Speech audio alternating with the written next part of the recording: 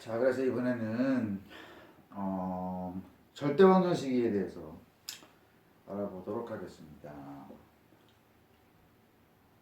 앙리 4세는 이제 섭정권을 왕비 마리드 메디치한테 줬는데, 이제 마리드 메디치가 피렌체에서 올 때 레오노라 갈리가이라는 친구를 데리고 왔어요.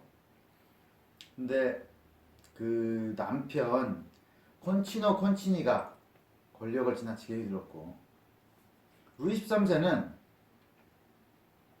성인이 된 후에 근위대장한테 명령해서 그를 암살한다. 그래서 이제 루이 13세한테 주목을 안 하던 권력들이 비로소 루이 13세한테 주목을 하게 된다 이거예요.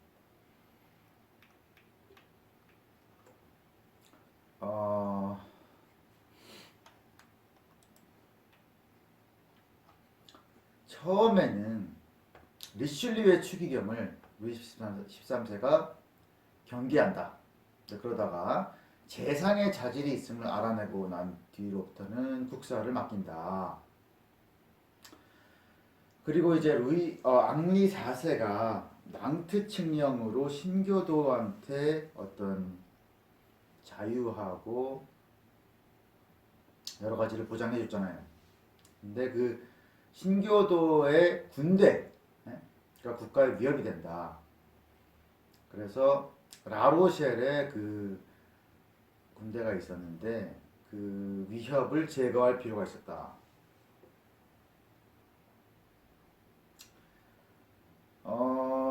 그래서 이제 영국에서 버킹엄경이 칼레 성체를 방비하기 위해 군대를 거느리고 라로셸 앞바다에 상륙한다. 그때 추기경은 리슐리의 추기경 라로셸을 포위해서 승리한다. 라로셸이 어디냐? 프랑스에서 이 부분이에요. 서쪽.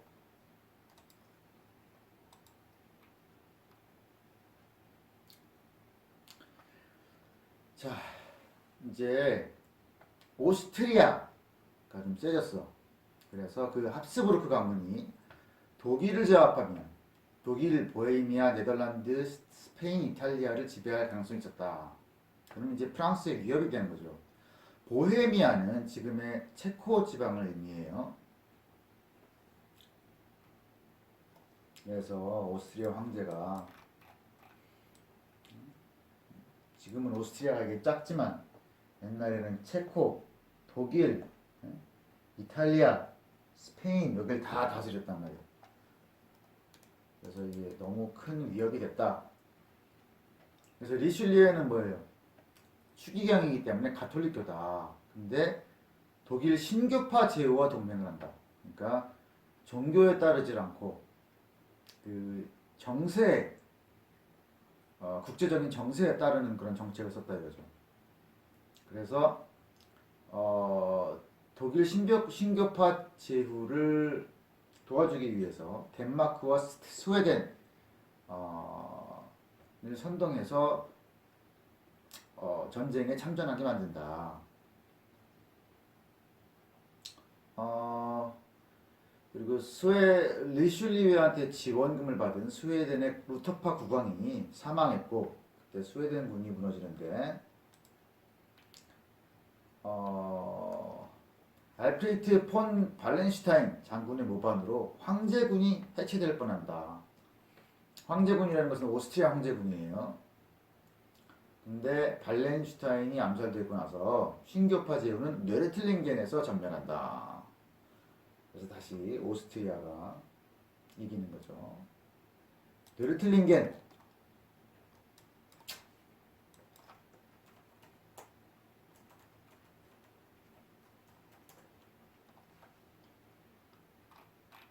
여기 독일에서 뇌르틀링겐 이 부분에서 이제 신교파가 전멸한다. 스페인은 오스트리아로 지원 부대를 파견하고 리슐리우에는 독일 신교파에 가담한다. 그렇기 때문에 이제 스페인이 프랑스에 침입하는 거예요. 그래서 전초 부대는 퐁투아즈에 이른다. 이 상태에서 국왕과 추기경이 친히 파리 거리에 나서는 것을 보고 국민들이 병사와 정비를 공출해서 프랑스는 스페인을 결국에 격퇴한다 이거예요. 그래서 리슐리에가 그 종교에 따르는 그런 동맹을 맺지 않고 그 국제 정세에 따라서 그 경쟁의 힘을 약화시키기 위해서 독일 제후들을 지원을 하는 그런 정책을 편다 이거죠. 자, 그리고 이제 루이 13세가 죽고 섭정인 왕비 안 도트리슈가 카르디날 질 마자랭을 재상으로 임명한다. 그리고 1643년 로크로이에서 젊은 앙기엔 공작이 스페인의 무적 보병 부대를 격파한다. 그리고 이탈리아 전쟁의 공훈으로 원수의 지위에 오른 튀렌 원수는 독일로 진격한다. 1644년 평화회의가 열리고 1648년 독일 베스트팔렌의 도시 오스나브리크와 민스터에서 같은 날짜에 이제 서명을 해서 베스트팔렌 조약이 맺어진다. 조약이라는 것은 보통 그 조약이 맺어지는 도시의 이름을 따는데 여기서는 두 개의 도시, 베스트팔렌 주의 두 개의 도시에서 이루어졌기 때문에 베스트팔렌 주 이름이 붙었어요.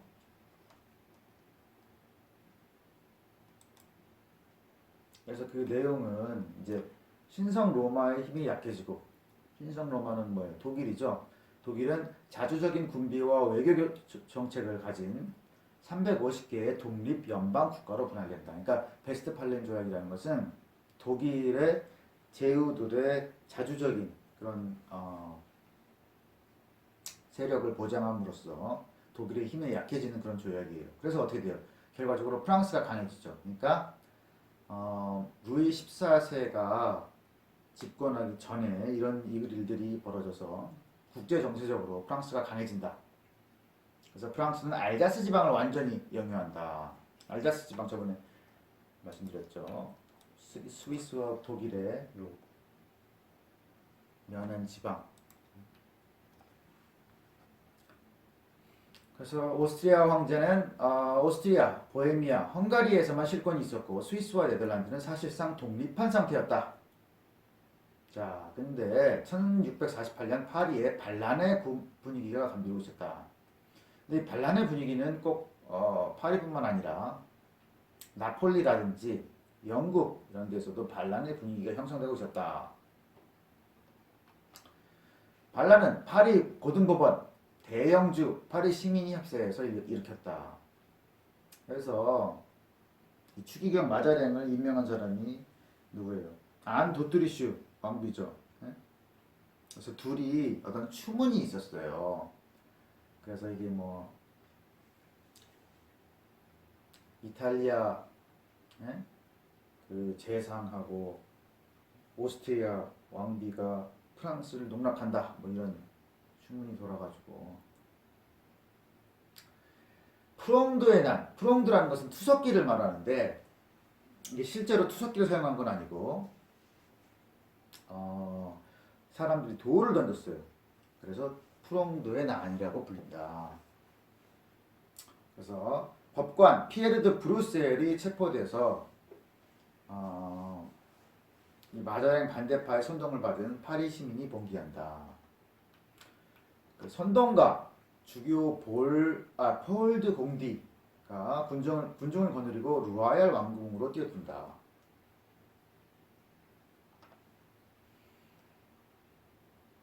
그런데 군인 중에서 아까 그 스페인의 보병대들을 무찌른 콩데가 궁정을 지지하고 튀렌 그 이탈리아 전쟁에서 공문을 세우고 독일로 진격했던 튀렌이 국왕의 반대편에 서서 스페인군과 협상을 했다. 그런데 이제 고등법원이 이게 반란이 매국적 냄새가 풍긴다 라고 해가지고 궁정하고 협상하기로 해요. 그래서 류예유 말매종에서 협상이 이루어진다. 류예유 말매종.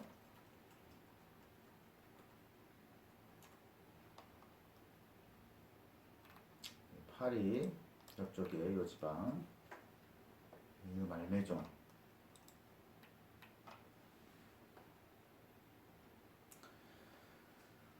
근데 궁정을 지지하던 콩대가 자신이 마자랭이 이제 자기를 환대하지 않는다라고 하면서 배반을 했다 이거죠.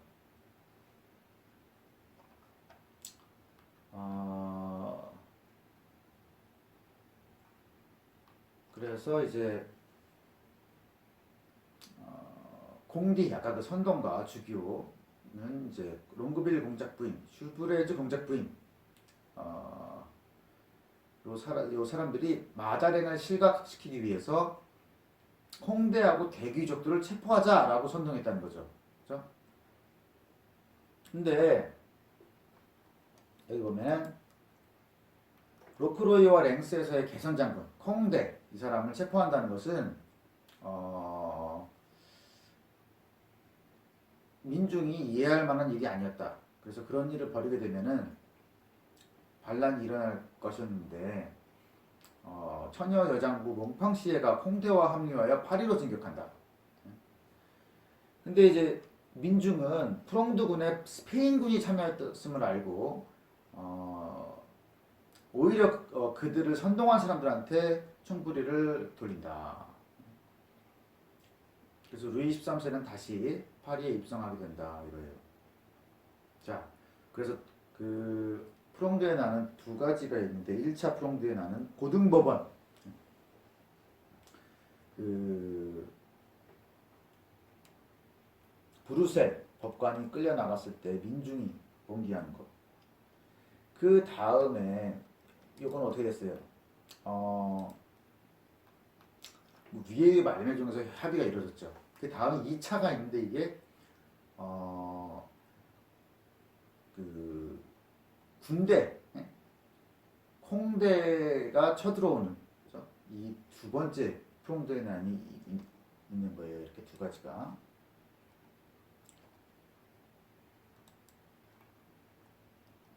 프랑드의 난이 그렇게 끝이 나고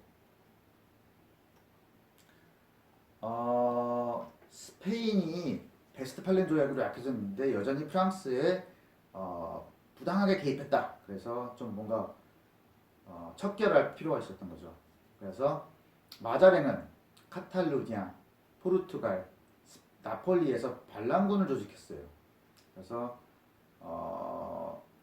스페인을 물리치기 위해서 영국의 신교도 올리버 크롬웰과도 동맹했다. 카탈루냐, 포르투갈. 카탈루냐가 여기. 카탈루냐, 포르투갈, 그다음에 나폴리. 에서 반란을 선동했다. 나폴리는 이제 이탈리아. 그래서 이 동맹하고 튀렌의 전술 덕분에 프랑스는 스페인을 대파하게 된다. 스페인을 물리치게 된다. 그래서 피레네 강화라는 걸 이제 피레네라는 건 어디예요? 프랑스와 스페인을 연결하는 요 산맥 여기가 피레네예요. 피레네 강화를 맺었는데 루시옹, 세르다니우, 아르투아를 영유하게 됐다. 그리고 카탈루냐는 스페인에 반환한다. 그러니까 피레네 강화라는 것이 피레네 산맥을 중심으로 위쪽을 프랑스가 갖고 아래쪽을 스페인이 갖게 된다 이런 얘기예요.